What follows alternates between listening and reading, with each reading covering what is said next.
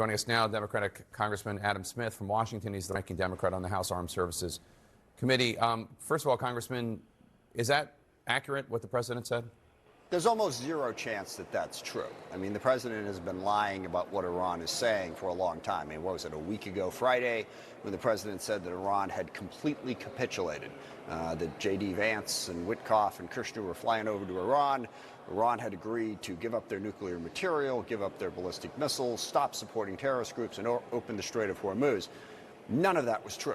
In fact, Iran hadn't even agreed to meet, as became obvious as they kept sending J.D. Vance back and forth to the airport, and ultimately he, nor Kushner, nor Witkoff ever left. So we cannot believe a single thing that the president says about where this is at, which leaves us sort of up in the air about where it's really at. What is Iran's position, and where are any sort of negotiations that exist in reality actually headed?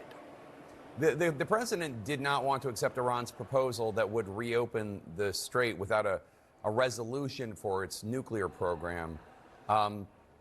Is there any world in which you think Trump made the right decision here to wait for a better deal?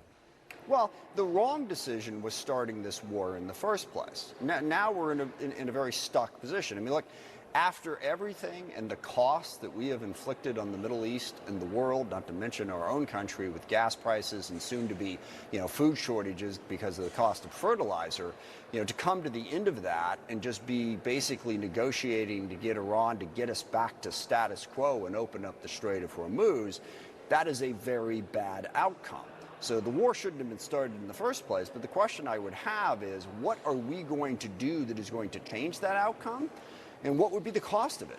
How do we get Iran to move off of this position? Clearly, simply hitting more missile sites and drone factories and bombing the country more aggressively isn't going to do it. So what is the plan to force Iran to give us a better deal? I guess it's the blockade, the hope that the blockade will make Iran shift, but that does not seem to be happening.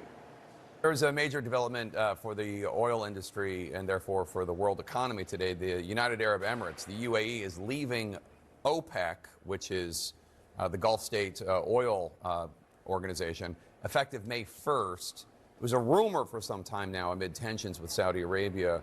That does mean the UAE would no longer be beholden to OPEC production quotas. They could sell more oil, in theory.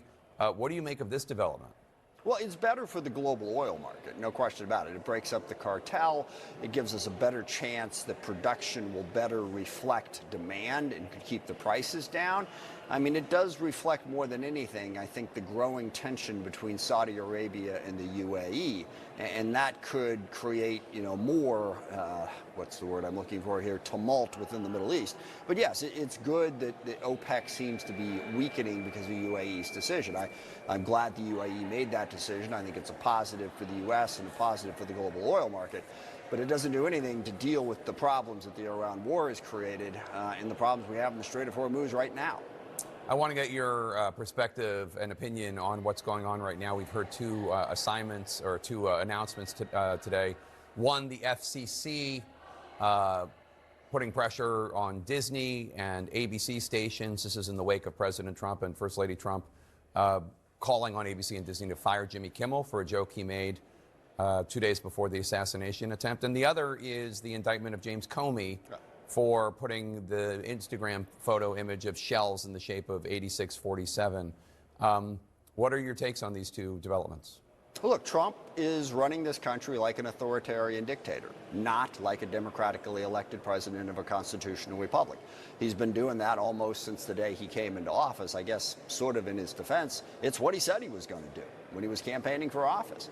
So look, this is a fundamental threat to our Constitution. The charges against James Comey, I heard your previous guest, I completely agree with her, absolutely ridiculous. This is the president using our government, our power, to attempt to take vengeance on his political foes. It is an attack on the First Amendment, it's an attack on our Constitution, and I hope that we will get some Republicans in Congress to finally rise up and recognize this. This isn't about conservative or liberal, Republican or Democrat. This is about, are we living in a constitutional republic or an authoritarian dictatorship? This is, once again, an abuse of power by President Trump that people ought to be speaking out loudly against. Democratic Congressman Adam Smith from Washington State, thank you so much, sir. Appreciate your time. A Republican member of Congress is joining us next. His take on the ongoing fight to fund the Department of Homeland Security and the move that could transform the U.S. Senate. Stick with us.